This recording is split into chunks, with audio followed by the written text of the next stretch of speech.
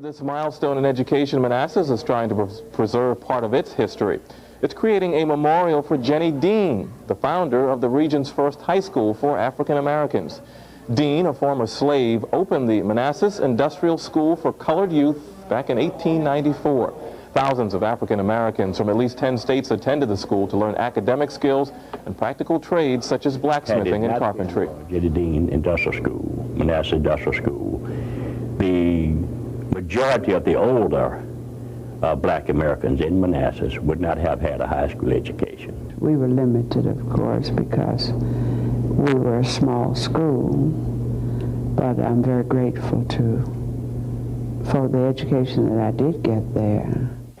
The city of Manassas and the Historical Society are raising money to build the memorial to mark the 100th anniversary of the school this October. The hallways of the Manassas Museum are a window to the past for Evelyn Fields and Russell Fincham.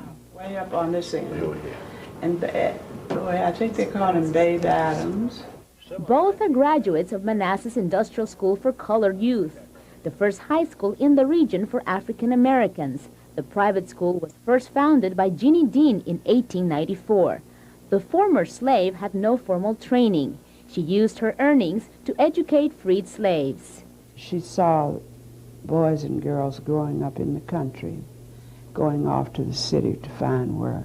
She knew that in order for them to stay home, they had to be trained. They taught practical trades for boys like blacksmithing, carpentry, cabinet making. They had an active farm that also helped feed the student body.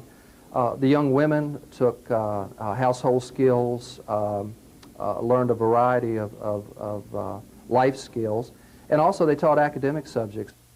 Academic subjects which helped thousands of African Americans from the region make it to college.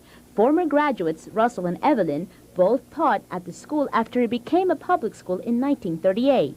Had it not been for Jennie Dean Industrial School, Manassas Industrial School, the majority of the older black Americans in Manassas would not have had a high school education.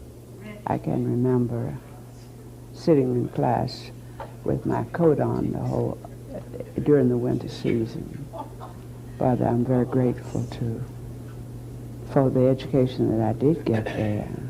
The city of Manassas and the Historical Society are trying to keep Jennie Dean's vision alive.